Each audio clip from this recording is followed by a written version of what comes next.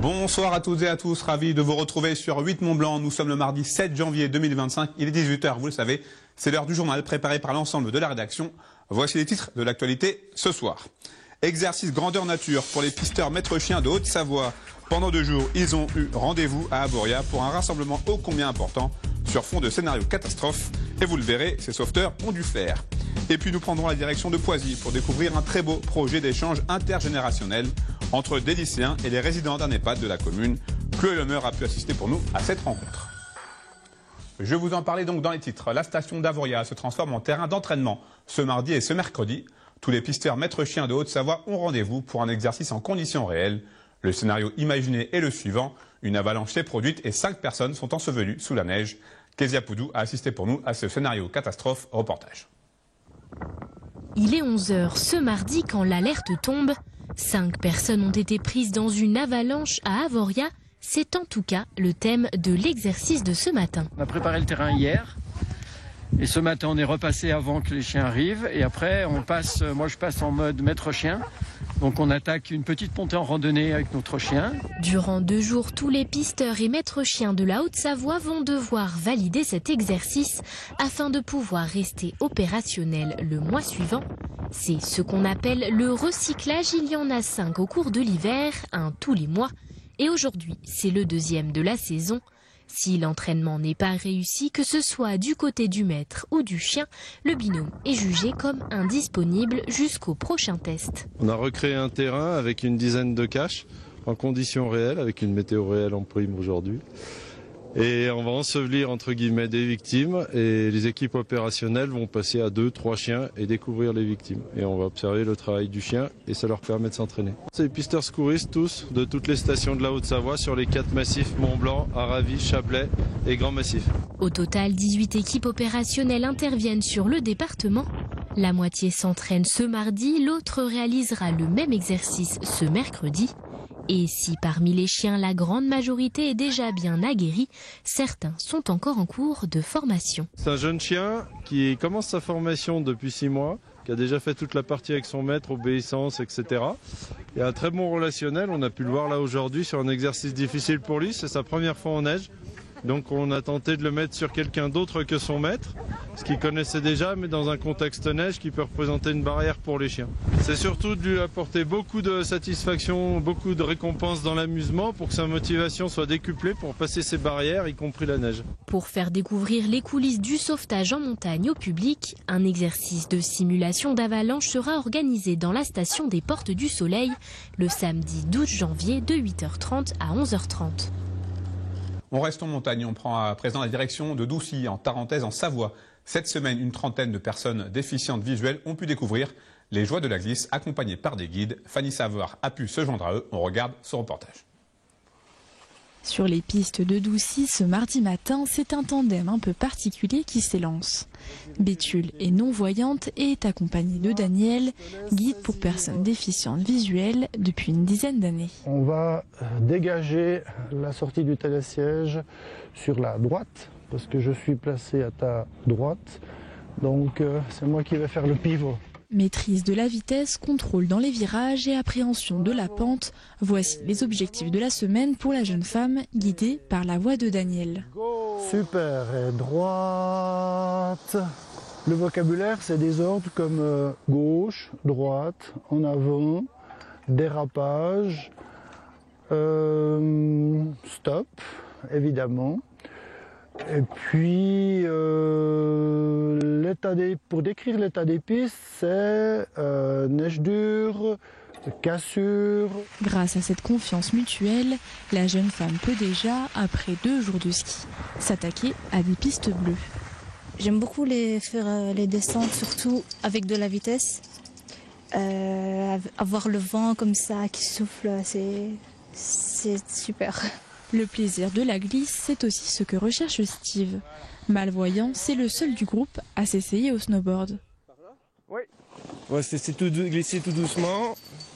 À ses côtés, c'est Bertrand qui donne les ordres. Ce qui est plus difficile pour les déficients visuels, c'est de sortir le sens de la pente qui n'est pas toujours évident. Par exemple ici, on a un gros dévers, c'est très compliqué pour eux de sentir le sens de la piste. Donc la pente est comme ça, la piste va par là, c'est parfois un peu compliqué. Et en snowboard, c'est des attaques, des prises différentes, c'est pas juste se laisser aller tout droit. Cette semaine spéciale est organisée par l'association belge Blind Challenge qui permet cette année à 37 personnes avec un handicap de la vision de découvrir les sports d'hiver. Je trouve ça génial, ils offrent une opportunité, une autre liberté qu'on a. Enfin, on perd de l'autonomie avec nos problèmes de vue, mais ici on a l'impression d'en regagner une autre liberté. L'association fondée en 2005 emmène alors pour la toute première édition une trentaine de personnes sur les pistes. 20 ans plus tard, ils sont 106, non-voyants et accompagnants, à s'être déplacés en Tarentaise. Un chiffre en hausse constante mais qui reste limité dû au manque de guides. Vu l'abondance des demandes de personnes qui ne voient pas ou qui voient très mal ou mal, eh bien nous sommes toujours quand même tributaires de personnes pour nous guider. Bien sûr, vous aurez compris qu'il est possible de skier quand on voit pas ou quand on voit mal, en étant guidé par des personnes qui sont formées au guidage, mais on est toujours à la recherche de nouvelles vocations.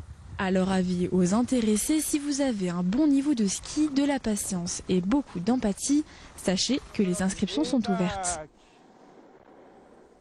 On vient de voir si certaines personnes déficientes visuelles ont donc pu profiter d'une journée sportive du côté de Doucy. À Poisy, ce sont les aînés de l'EHPAD des Ancolis qui ont, eux, bénéficié d'une journée sous le signe de la convivialité et du partage, avec le premier café intergénérationnel de l'année.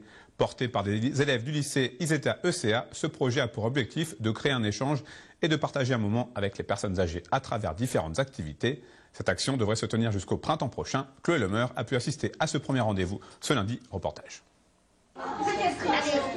Crêpes, poissons chaudes, jus de pomme pour ce premier lundi de l'année. Place à la dégustation et la convivialité à l'EHPAD des Ancolis.